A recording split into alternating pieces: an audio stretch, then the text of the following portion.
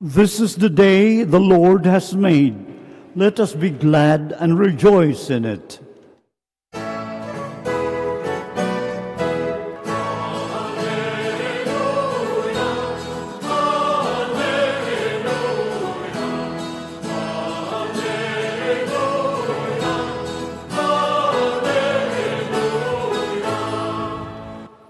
The Lord be with you. And with your spirit. A reading from the Holy Gospel according to Saint Matthew.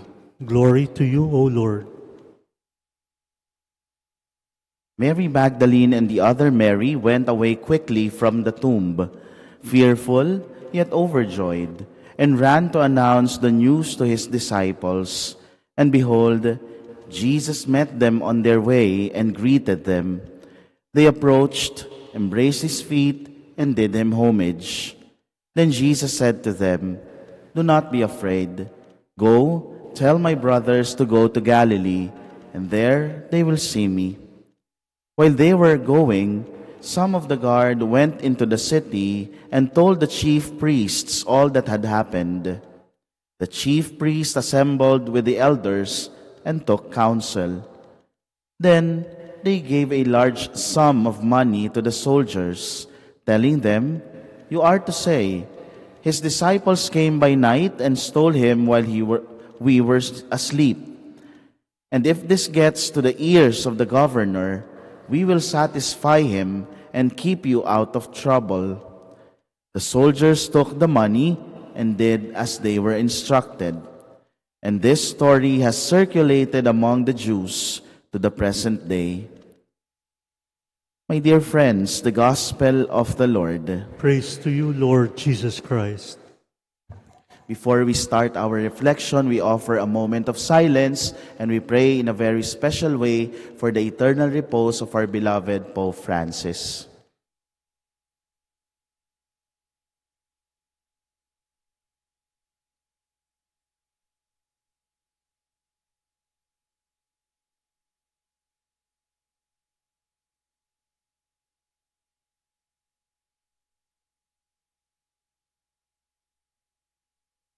So good evening, my dear brothers and sisters. We are on Monday on the octave of Easter.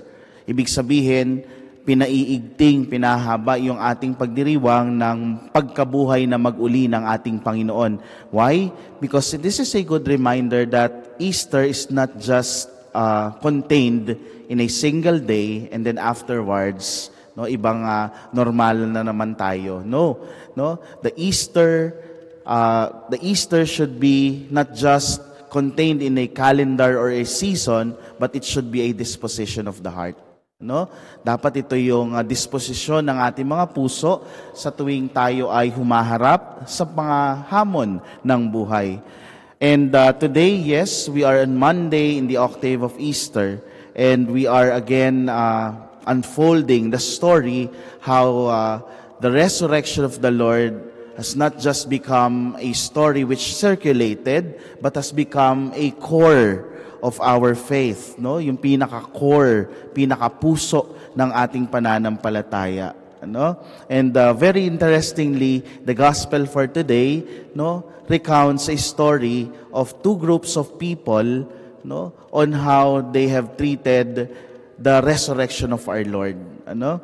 But there was this writer by the name Gerald Jellison, who said, "Each of us tells a lie at least 50 times a day."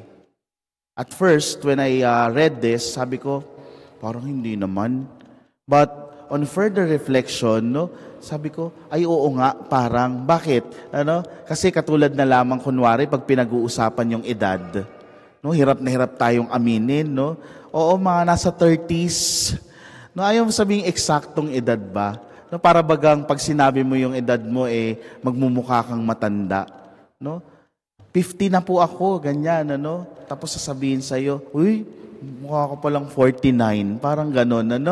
So, nagiging tampulan pa ng biruan yung ating, minsan, pag-withhold ng katotohanan. Kaya, tatanungin mo, kumain ka na ba? Kahit na yung namumutla ka na, tsaka yung nawawala na yung itim ng mata mo sa gutom, sasabihin mo, okay lang ako. Di ba? So parang minsan ang hirap kasi we withhold the truth, hindi ba?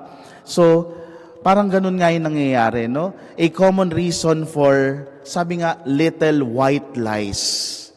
But mind you, no? Mind you, kahit anumang kulay niyang lies na yan, pink, blue, violet, green, no, white, these are all lies. No, ibig sabihin, we are withholding the truth. No, tinatago natin yung katotohanan.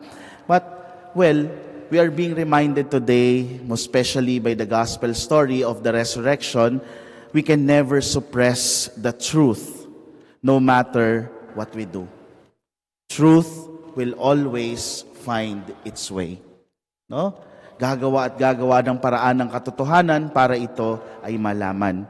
We may be able to suppress it for a period of time, for a while, no? But eventually the truth will come out. The chief priest and the elders tried very hard, no, to hide the truth about the resurrection of the Lord. They even went up to bribing, no?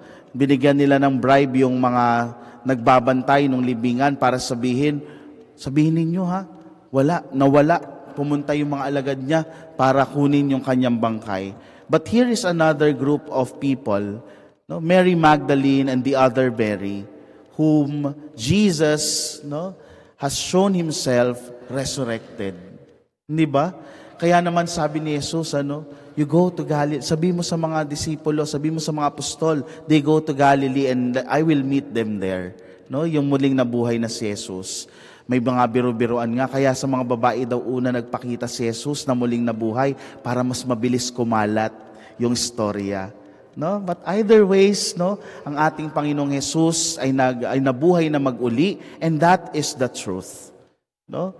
No one can withhold, no, that truth about the resurrection of our Lord. The followers of Jesus believed that he had risen from the bondage of human death. Just like that of Mary Magdalene and the other Mary, we also believe that Jesus has defeated the curse of death by his resurrection. But our belief is not enough. We must put into our own actions, into our own hearts, into our own lives, that faith, that belief that we have in the risen Lord. No? Ito'y panawagan sa atin na makita sa atin yung katotohanan na tunay nga buhay ang Panginoon. How do we do that? No? How are we going to do this? Let us do good all time. No? Yung sa paggawa ng mabuti palagian. Let us help one another. No? Maging mapagmalasakit sa bawat isa, lalo na sa mga nangangailangan. A life of humility. Let us be forgiving. Let us be kind-hearted. Let us be understanding. Sabi nga, let us be Easter people. Sabi ni Saint Augustine, we are Easter people and Alleluia is our song. Alleluia daw ha. Baka mamaya yung mga nakakatagpo ninyo, bumabati sa inyo ng Happy Easter, samantalang kayo nakasimangot, magkapatong yung inyong kilay. Hindi makikita niya na tunay na nabuhay muli ang ating Panginoon. My dear brothers and sisters, we need to do this so that the risen Lord, the risen Jesus would become truly risen in our lives and the lives of the whole church. So my dear brothers and sisters, as we continue with this Eucharistic celebration, we ask this grace from our Lord Jesus as we receive Him in the Eucharist, that in everything that we do, may we profess and may other people see that Jesus is truly risen.